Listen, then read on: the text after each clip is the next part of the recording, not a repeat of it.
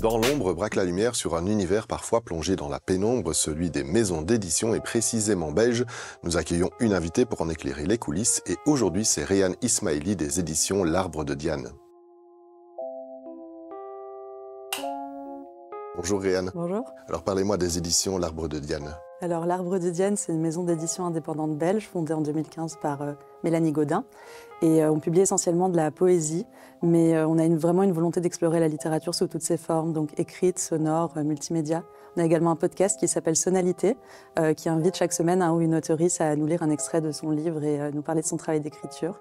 Et alors, on a plusieurs collections qui visent vraiment à explorer plein de sujets. Par exemple, la collection La Tortue de Zénon qui lie science et poésie. La collection Les Deux Sœurs qui vise à mettre en avant les voix des femmes et minorités de genre. Une collection de traduction d'anglais et du néerlandais qui s'appelle Soleil du Nord. Et enfin, une collection plus libre, sans frontières, qui s'appelle Horizon. En quoi justement, en poésie, l'édition peut faire le lien entre la performance et peut-être un public plus large?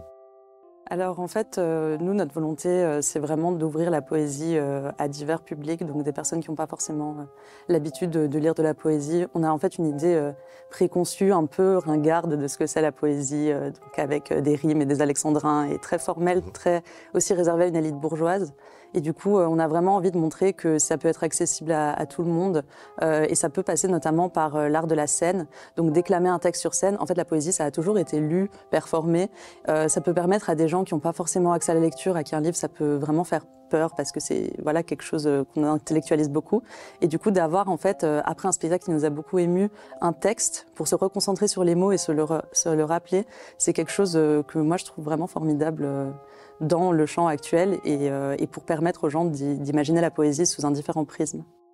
Donc c'est pas vraiment une rupture par rapport à la tradition et par rapport à la poésie plus traditionnelle, quoi. Moi j'ai l'impression que oui, justement, c'est en même temps une rupture, en même temps pas une rupture, parce qu'on a une sorte de modernité qui s'opère avec les réseaux sociaux et le fait que la poésie devient quelque chose d'accessible par Instagram, par exemple, des comptes de jeunes qui ouvrent leur voix et qui passent par différents médiums pour se faire entendre.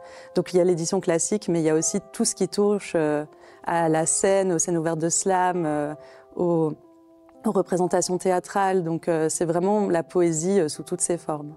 Oui, tout le monde lit, tout le monde écrit et la poésie est partout. Ouais. Alors vous vouliez nous présenter un de vos livres, Carcasse? Oui, alors Carcasse LRDP, sous cet acronyme un peu mystérieux, se cache un seul en scène de Lisa Debauche. Donc à la base, c'est un monologue destiné au théâtre et on l'a épuré de toutes les didascalies pour vraiment se concentrer sur le texte.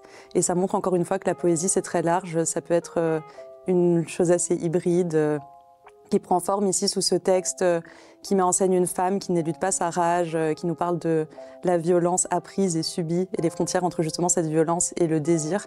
Et donc, encore une fois, ça peut paraître un peu impressionnant de lire de la poésie. Et là, on va dans des sujets très actuels, des thématiques qui parlent à beaucoup de jeunes femmes et même qui peuvent toucher tout le monde dans un sens plus large. Génial, on se réjouit de le lire. Merci beaucoup. Merci à vous.